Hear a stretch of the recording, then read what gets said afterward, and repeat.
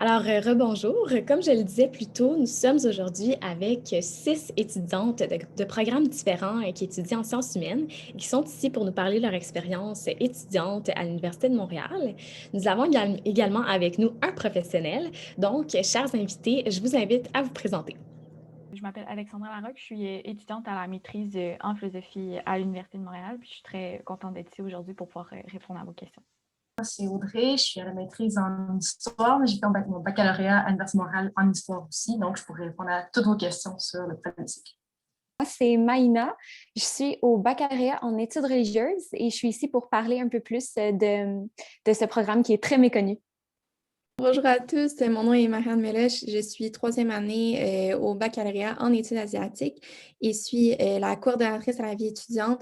Donc, ça va me faire aussi plaisir de répondre à toutes vos interrogations par rapport au programme.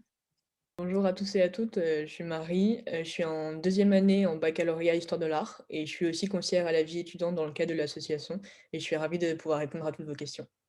Je m'appelle Naurez Safouri, je suis finissante en fait, donc en troisième année dans le programme d'anthropologie à l'Université de Montréal. Je suis très contente d'être ici et de pouvoir répondre à toutes vos questions.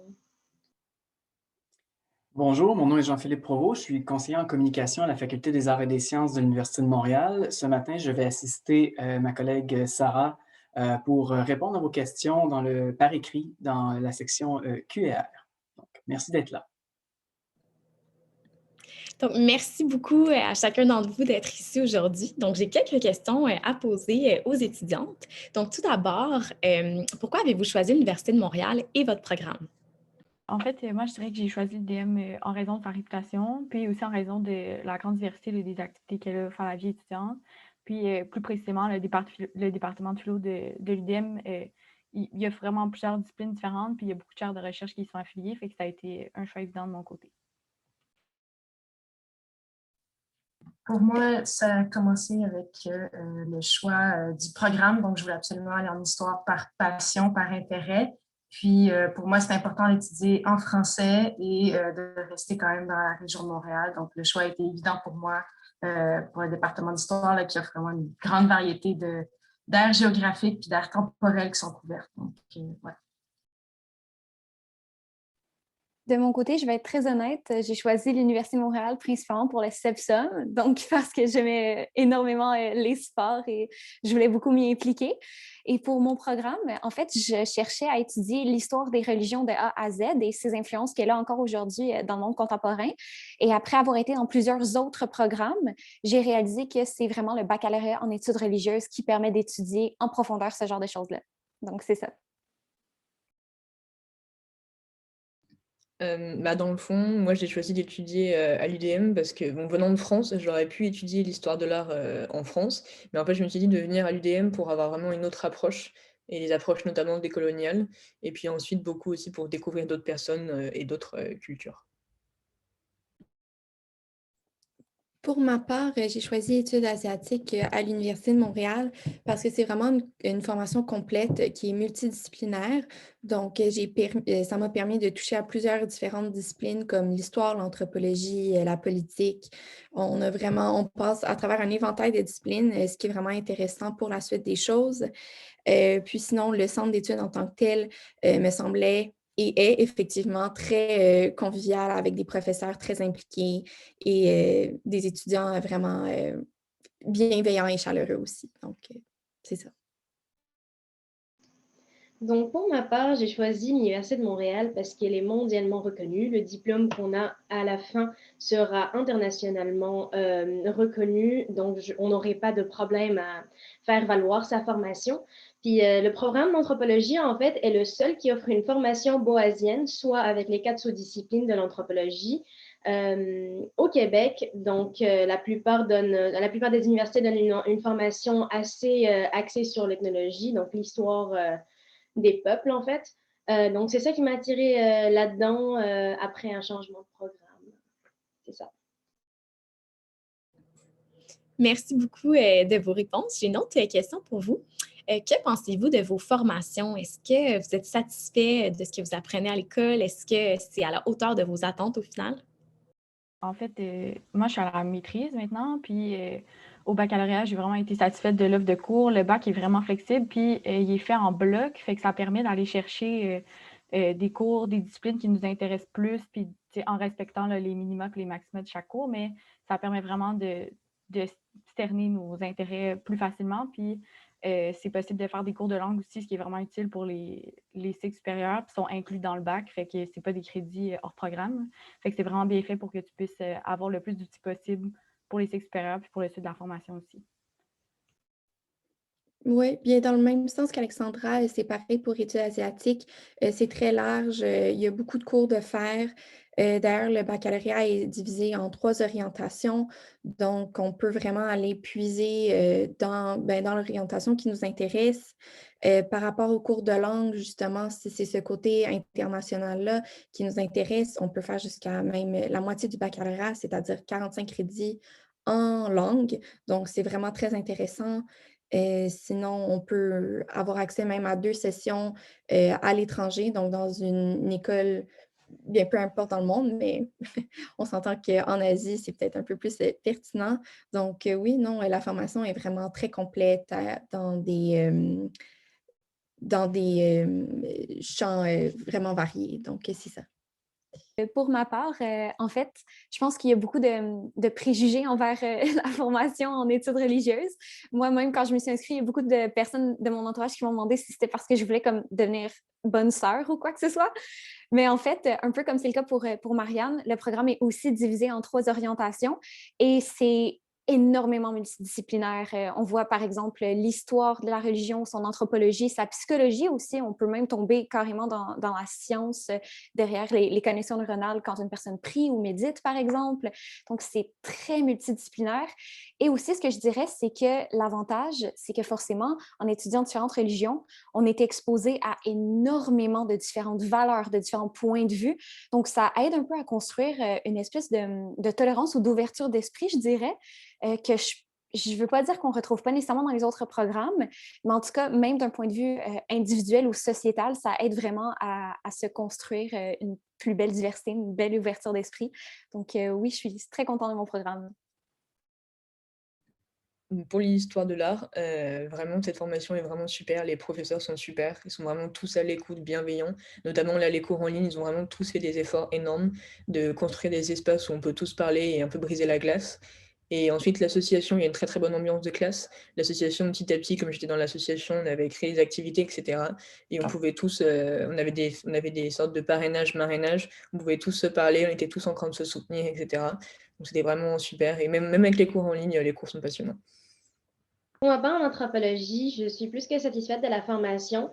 En fait, moi, je suis plus axée bio-archéologie, donc tout ce qui touche aux êtres humains, au squelette humain, etc. Donc, à l'Université de Montréal, on retrouve des labos, on retrouve des collections archéologiques de cimetières qu'on retrouve nulle part ailleurs. Je suis vraiment chanceuse d'avoir l'occasion de vraiment travailler avec du vrai matériel en zooarchéologie, on retrouve par exemple l'ostéothèque qui est au laboratoire de zooarchéologie. Donc, c'est vraiment une chance qui n'a pas d'équivalent autre part, je trouve. Puis, j'estime que je suis vraiment très, très, très chanceuse de pouvoir travailler avec des vraies collections archéologiques à l'Université de Montréal au lieu de modèles ou de reconstruction. On touche aussi aux reconstructions 3D, donc on s'en va vers les technologies. Donc, c'est vraiment super intéressant. Puis pour toutes les autres disciplines aussi, en ACAT, c'est très développé. On s'en va vraiment chercher le plus qu'on peut, les bonnes informations, les meilleures techniques en fait, d'apprentissage. Donc, je suis super satisfaite. Je vais juste ajouter un dernier petit point. En fait, moi, ça a été la surprise de mon baccalauréat, c'est la formation méthodologique qu'on nous donne. Moi, j'arrivais à un programme en sciences santé, donc les sciences humaines, ça ne nous a absolument rien.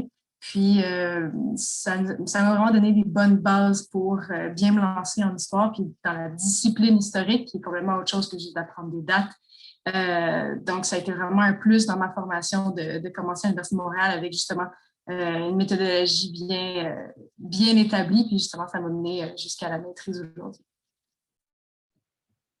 Ah, c'est vraiment intéressant. Merci de vos partages. J'ai une autre question pour vous. Quelles sont vos aspirations pour le futur? Qu'est-ce que vous aimeriez faire comme métier plus tard? c'est la question qui tue. J'ai malheureusement encore... j'ai quelques idées, mais j'ai rien de vraiment très concret ou un but spécifique en tête. En ce moment, je suis finissante, puis j'ai appliqué pour 2 maîtrises, soit une en sciences politiques et une en études internationales. Ce qui m'intéresserait par la suite des choses, sans doute que ça serait soit les affaires internationales, les communications interculturelles. C'est des domaines qui m'intéressent. Donc, sinon, je garde l'esprit ouvert, puis de ne pas refuser aucune opportunité qui se lance à moi. Sinon, en termes généraux, peut-être pas moi personnellement, mais c'est sûr que le journalisme est ouvert, la diplomatie est ouverte, le monde de la traduction, le monde de l'enseignement. Il y a des programmes comme JET ou EPIC pour enseigner l'anglais en Asie. Donc, il y a beaucoup d'opportunités. C'est sûr que c'est intéressant et parfois même nécessaire de complémenter avec une maîtrise ou un DESS ou une formation autre, mais il y a beaucoup, beaucoup d'opportunités qui s'ouvrent par la suite avec l'étude asiatique. Dans mon cas, c'est ça, je me dirige peut-être vers la voie plus traditionnelle, puisque pour l'instant, je vise le doctorat. Mais je sais qu'en histoire, en fait, les avenues sont assez multiples, un peu comme ce que Marianne disait en études asiatiques. On peut se diriger vers des domaines absolument variés, tout ce qui est dans la culture, dans le tourisme, même dans le gouvernemental, dans les archives. Donc, l'esprit analytique qu'on apprend dans un baccalauréat en histoire nous amène vers énormément d'avenues. Et aussi, bien sûr, là, on peut aussi se diriger vers une maîtrise qui nous permet d'enseigner au collégial. Donc, voilà, il y a quand même beaucoup d'avenues autres que le doctorat. Un peu comme Audrey, mon objectif, c'est de faire un doc, peut-être le postdoc. On dirait que je ne me vois pas de plus être étudiante dans ma vie. C'est comme ma réalité depuis 20 ans, mais bon. Ben là, pour l'instant, en fait, là, je suis en la maîtrise, puis j'aimerais ça, en fait, enseigner au cégep, potentiellement en même temps que faire mon doc, à voir, mais éventuellement enseigner à l'université, c'est mon objectif de vie, mais ça, c'est un peu plus complexe et c'est une voie qui prend plusieurs années. Fait que, ouais, je pense que c'est effectivement la question qui tue, comme Marianne le disait. On verra où les choses nous mènent. Oui, c'est ça. Il y a aussi l'aspect très, très académique, continue en maîtrise, continue en doctorat. Et après, en histoire de l'art, avec une des atouts de la formation de baccalauréat histoire de l'art à l'UDM, c'est qu'en fait, on peut avoir 3 crédits en faisant un stage. Donc, en fait, les stages sont vraiment très, très encouragés. Et ensuite, faire des stages, avoir des expériences, de travailler auprès des artistes, de commissarier des expositions, ou aussi de s'impliquer au sein de l'université et aussi s'impliquer en dehors de l'université. Donc, ça peut être dans des événements, etc. Et ça peut ouvrir des portes auxquelles on ne pensait jamais. Donc voilà, mais oui, c'est soit le doc, c'est assez. Pour l'instant, c'est la question qui tue encore toujours. Dans mon cas, comme je suis encore assez tôt dans mon programme, je ne suis pas encore à la maîtrise et je ne suis même pas en fait techniquement encore en 2e ou 3e année de bac. Je ne suis pas certaine, mais c'est sûr que j'aimerais éventuellement peut-être faire une maîtrise. Et disons, si on parle plus d'aspiration future en termes de carrière ou de métier, ça serait beaucoup l'aspect diplomatique qui m'intéresse. Donc, comme par exemple, assurer la diplomatie entre certaines communautés religieuses un peu plus marginalisées. Je pense surtout, par exemple, à certaines sectes ultra-orthodoxes juives qui à Montréal et avec le gouvernement.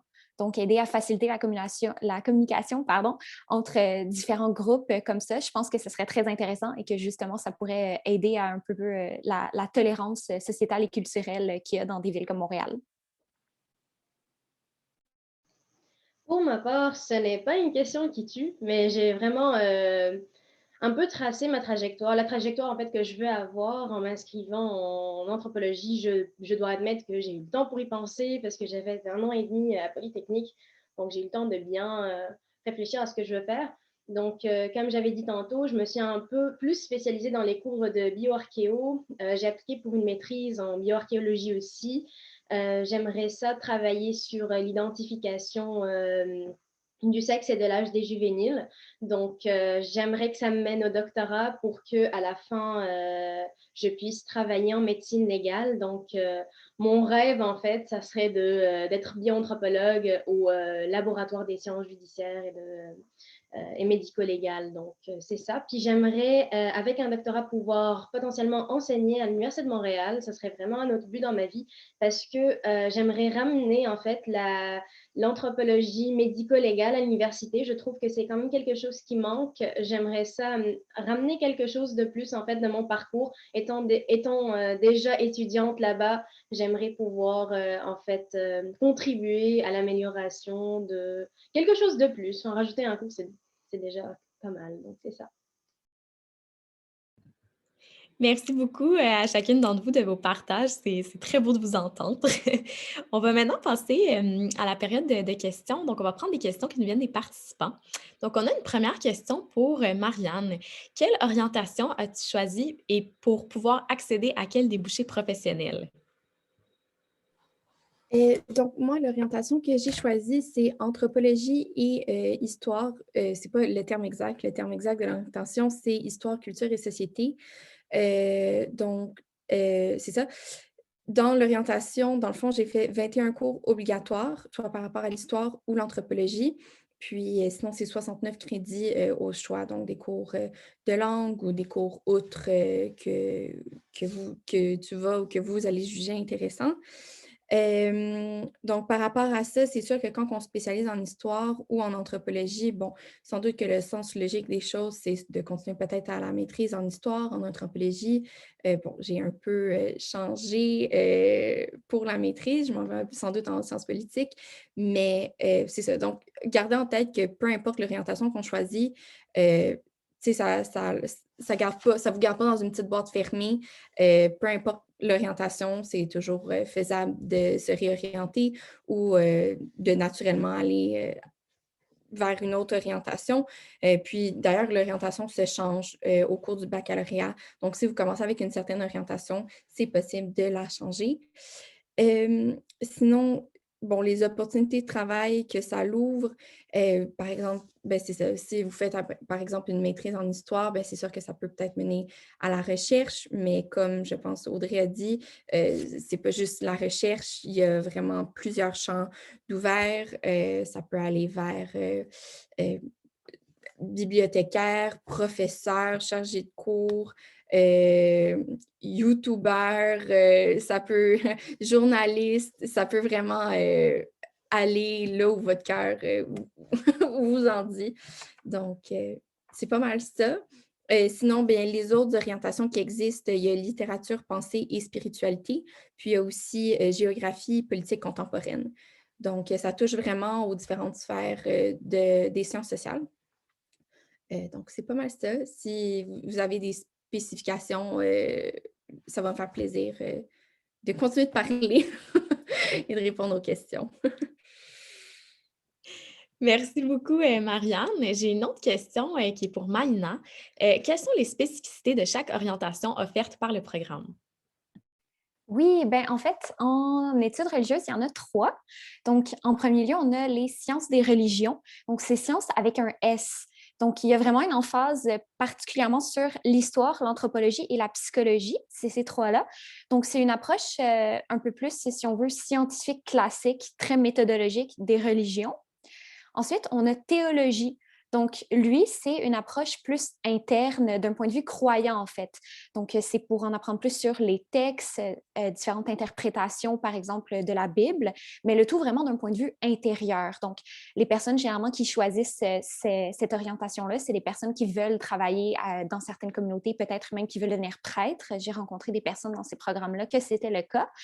Et finalement, on a l'orientation spiritualité qui est plus en fait pour les personnes qui souhaitent travailler dans les hôpitaux avec, par exemple, les personnes mourantes.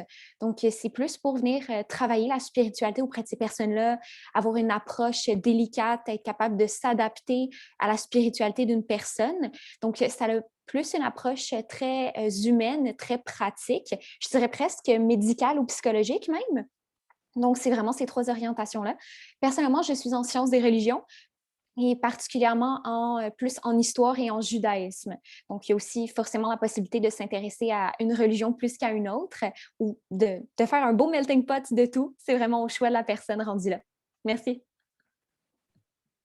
Merci beaucoup, Maïna. C'est très divertissant de t'entendre. J'ai une question maintenant pour Nares, euh, qui est en lien donc justement avec l'anthropologie. Qu'est-ce qui te pousse à pousser tes études jusqu'au cycle supérieur? Ce qui me pousse à pousser mes études jusqu'au cycle supérieur, c'est déjà l'opportunité de travail. Avec seulement un bac en anthropologie, c'est vraiment, peu importe la discipline, je trouve que c'est assez difficile en fait de trouver un travail vraiment dans ton domaine. Il y a toujours la chance, si la personne a choisi plus d'être en archéologie, de travailler avec des firmes privées archéologiques, mais c'est sûr qu'avec une maîtrise, ça ouvre beaucoup plus de portes et d'opportunités pour travailler. Avec un doctorat, encore plus, bien évidemment, surtout si on s'intéresse à l'enseignement supérieur ou, euh, ou autre. Personnellement, ce qui me pousse à pousser mes études, c'est vraiment le fait que j'ai un but précis. C'est écrit dans mon journal, c'est écrit sur ma porte, c'est écrit partout. Je veux vraiment devenir anthropologue judiciaire depuis déjà un moment, puis je donnerai tout pour l'être, même si ça veut dire passer 10 ans à l'université, si je suis partante. C'est pas mal ça. Intéressant. Merci beaucoup, Nares. J'ai une question ici d'un participant qui demande en moyenne combien y a-t-il d'étudiants par classe en histoire? Donc, je ne sais pas si Audrey, tu peux partager si tu te retrouves plus souvent dans des grands groupes ou des petits groupes. Et ça change beaucoup au fil du baccalauréat. Dans le fond, en première année, c'est des cours plus introductifs, par exemple aux grandes périodes, que ce soit Antiquité, Moyen-Âge, Europe moderne, Europe contemporaine, ou des aires géographiques qui nous sont parfois moins familières quand on arrive du collégial, par exemple, Introduction au monde de l'islam ou Chine depuis le 16e siècle. Donc, c'est des exemples de cours introductifs là, de première année de bac. Et dans ces cours-là, ça peut aller entre 130, 150 étudiants. Donc, c'est des grands amphithéâtres, mais les professeurs, les auxiliaires sont quand même très disponibles et on ne se noie pas dans la masse du tout. Là. On a toujours accès à de l'aide quand on le demande et quand on a besoin. Sinon, dès la deuxième année, ça se réduit dans des cours plus précis. Je pense par exemple à un cours Révolution française ou Vietnam moderne, par exemple. On va avoir des classes plus petites qui sont peut-être de 40 étudiants, tout dépendamment de la popularité du cours. J'ai eu un cours de deuxième année où on était 12, puis un autre cours de deuxième année où on était 45. Donc, ça varie beaucoup en deuxième année. Puis, en troisième année, c'est là où c'est le plus précis. On va, justement, les sujets de cours se précisent. Par exemple, on va avoir l'histoire de la culture matérielle. Donc, qui s'intéresse vraiment aux objets qu'on peut croiser dans notre travail d'historien. Et ce cours-là, ce type de cours-là, par exemple, on va être un nombre plus réduit, peut-être une vingtaine d'étudiants, encore une fois, ça peut aller jusqu'à 12 aussi. Donc, c'est des plus petits groupes, plus on va vers le précis. Puis l'avantage de ces cours-là de troisième année, c'est beaucoup de discussions. Donc, on va arriver avec quand même une charge de lecture importante, mais ce qui est le plus intéressant, c'est ensuite d'en discuter tous ensemble. Donc, c'est là l'avantage des petits groupes en deuxième, troisième année, c'est qu'on peut vraiment échanger avec nos collègues, puis éventuellement développer d'autres réflexions qu'on n'avait pas vues à la première approche du texte, par exemple. Merci beaucoup, Audrey. On a une autre question qui nous vient d'un participant. Quels sont les débouchés pour ceux qui font l'histoire politique? L'histoire politique, précisément, encore une fois, c'est très varié au niveau des débouchés. Je peux mettre un lien. Il y a la Société historique du Canada qui a justement fait un blog, parce que c'est probablement la question qui nous revient le plus souvent. Qu'est-ce qu'on fait avec un bac en histoire? Donc, je vous partage le lien. Est-ce que ça fonctionne? Donc, justement, en histoire politique, ça peut vous mener vers un travail au sein du gouvernement, par exemple, si c'est ça qui vous intéresse, c'est-à-dire travailler comme consultant pour des ministères, par exemple, ou je sais, par exemple, qu'il y en a qui se dirigent vers l'aide dans les relations entre le gouvernement et les nations autochtones, par exemple, puisqu'ils se sont spécialisés en histoire autochtone. Donc, c'est des emplois qui existent et qui ne demandent qu'à être occupés par un historien qui amène justement une réflexion différente. C'est sûr qu'à l'international également, comme j'ai dit, l'esprit analytique qu'on développe dans une formation en histoire est toujours la bienvenue. Donc, ça peut même vous mener vers la politique internationale. Je sais aussi qu'il y a plusieurs en histoire qui vont lier leur formation à une formation en sciences politiques également. Donc, c'est aussi une possibilité au baccalauréat. J'espère que ça répond à la question. Merci beaucoup, Audrey. Et j'ai une dernière question pour vous. Quels seraient vos conseils pour les futurs étudiants? Je vais me lancer, j'en ai quand même quelques-uns. Il y en a qui sont plus précis pour comme faire un baccalauréat en général, puis par rapport à études asiatiques après. Je dirais en général, bien organiser son horaire, son agenda, son temps, c'est vraiment la clé pour arriver à temps, pour terminer les travaux correctement, pour faire son étude correctement. Comme Audrey l'a dit, nous aussi en études asiatiques, on a quand même beaucoup de lectures. Donc, tu sais, pour bien étudier, je dirais une bonne gestion du temps est vraiment importante. Puis aussi, bien utiliser les ressources fournies par l'UDM, fournies par, mettons, la bibliothèque, Sophia, fournies par votre centre ou votre département. C'est des outils qui sont là pour vous, c'est des outils qui sont là pour être utilisés. Donc, ne pas avoir peur d'utiliser ces outils-là, ni, admettons, de contacter vos professeurs ou vos auxiliaires de cours. Ils ne vous mordront pas. Des fois, je sais que ça peut faire peur un peu d'écrire aux professeurs ou aux chargés de cours, mais n'ayez crainte, ils sont gentils, ils sont là pour vous, ils sont là pour vous aider. Donc, c'est ça.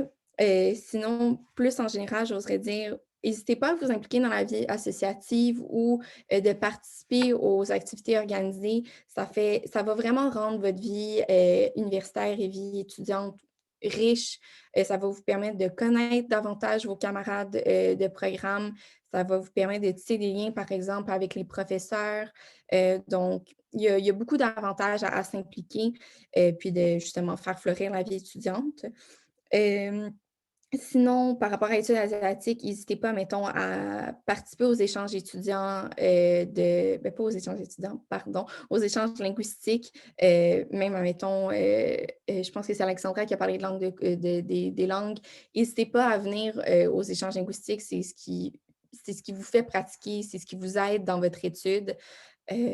Donc, c'est pas mal ça, c'est ce qui ferait le tour des conseils. Donc, merci. Puis avant, je m'excuse de Oui, t'interrompre, Marianne. Avant que tu termines, on a une nouvelle question qui est rentrée justement pour toi.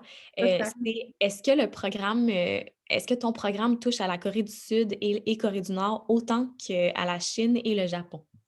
Je ne sais pas si tu es capable de répondre. Ouais, bonne question. Corée du Nord, je vais répondre tout de suite, non.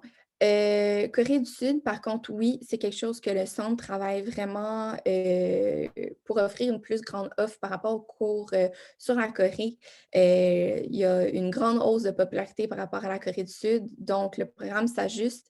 D'ailleurs, il y a un nouveau cours qui a été créé à l'automne sur c'est les arts visuels et médiatiques de la Corée. Donc, il y a quelques cours, oui, qui s'offrent. Est-ce qu'il y en a sur un pied d'égalité que le Japon et la Chine, par exemple? Peut-être pas encore, mais il y a au moins, je dirais, 4 cours complémentaires que vous pouvez faire sur la Corée, oui. Super, merci beaucoup, Marianne. On peut revenir à la question initiale qui était quels seraient vos conseils justement pour les futurs étudiants? Je vous laisse continuer. Oui, je ne sais pas si je peux me lancer dans le bain pour compléter un peu ce que Marianne disait. Je pense que, en tout cas, si je parle pour moi, qui est quelqu'un de vraiment très, très stressé dans la vie, on a tendance, quand on arrive à l'université, à un peu dramatiser tout. On se dit, oh mon Dieu, la charge de travail est absolument immense, je connais personne, comment je vais me faire des amis, les professeurs vont s'en foutre de moi parce que justement, on est comme 100 dans la même classe. Donc, mon conseil, honnêtement, ce serait de dédramatiser, de ne pas oublier que littéralement, tout le monde qui est à sa première session a les mêmes craintes, a peur aussi de discuter aux gens qui sont assis l'un à côté de l'autre, ce genre de choses-là. Donc, vraiment pas hésiter à un peu, je dirais, briser ce silence-là, parler aux autres personnes. Il n'y a personne qui va vous juger ou vous regarder bizarre et d'y aller une chose à la fois, un jour à la fois. Je pense que si justement on est bien organisé dans son temps, on est capable de se faire des listes, par exemple, ou de je ne sais pas si vous avez un livre de 200 pages à lire, divisez-le carrément, lisez comme 2 pages par jour, sur 60 jours, par exemple, ce genre de choses-là. Je ne suis pas bonne en maths, je jugez pas mes divisions, mais oui, effectivement. Donc, je pense que essayer de déstresser puis de réaliser que l'université, c'est pas uniquement de l'étude, c'est une vie communautaire, c'est aussi prendre soin de sa santé mentale, c'est aussi rencontrer des nouvelles personnes, rencontrer des nouveaux intérêts même. Donc, ne pas hésiter à sortir de sa bulle et à prendre une journée à la fois. Si j'aurais des conseils à donner aux futurs étudiants et particulièrement les futurs étudiants en anthropologie, c'est, comme a dit Marianne, n'ayez pas peur d'aller vers les professeurs, vers les camarades, n'ayez pas peur Moi, quand j'ai commencé mon programme, j'avais peur de ne pas assez m'intégrer, mais en fait, les gens ne mangent pas. Vous pouvez leur parler, vous pouvez aller aborder des personnes sans aucun problème. Il ne faut vraiment pas être stressé par rapport à la vie sociale. Une chance que l'université nous propose beaucoup, beaucoup d'activités pour pouvoir, pour au moins nous pousser, même ceux qui ont pas par exemple, qui ne veulent pas aller vers les gens, ça nous pousse un peu à apprendre à connaître les autres, etc. Puis, comme aussi a dit Marianne, n'hésitez pas à aller vers les ressources universitaires, que ce soit pour aide psychologique, que ce soit la bibliothèque, que ce soit les TGDE pour les questions par rapport au programme. Vous avez une question, posez-la. N'ayez pas peur des réponses, n'ayez pas peur de ne pas réussir. Et soyez organisés. Ça, c'est aussi un très, très bon conseil. Moi, personnellement, la première année d'anthropologie, il y a vraiment beaucoup de lectures. Je fais le tri. Qu'est-ce qui m'intéresse à lire?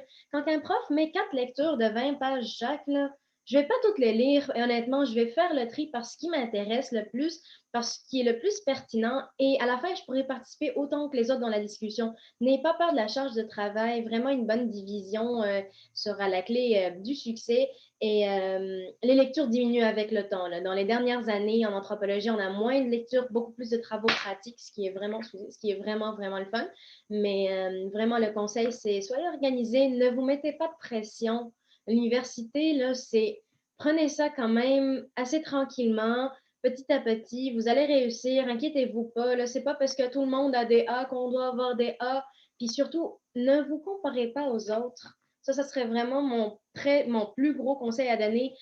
On n'est pas là pour se comparer, on n'est pas là pour voir telle personne réussit comment, telle personne fait quoi. Vraiment, arrêtez de vous comparer, les gens. Vous allez tous réussir, vous allez tous graduer, puis ça va bien aller. C'est tout.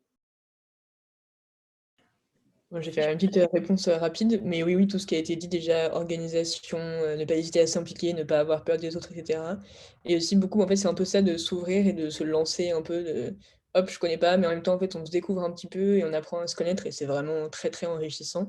Et puis s'impliquer, bien sûr, à l'intérieur de l'université ou à l'extérieur aussi, ça peut être vraiment, faut pas hésiter sur Facebook, enfin, sur les réseaux sociaux, à voir un peu ce qui se passe à Montréal, les festivals et tout, quand il y en a encore, mais ça va revenir. Mais vraiment de pas hésiter, de s'adapter et de regarder partout, en fait. Vraiment curiosité à fond.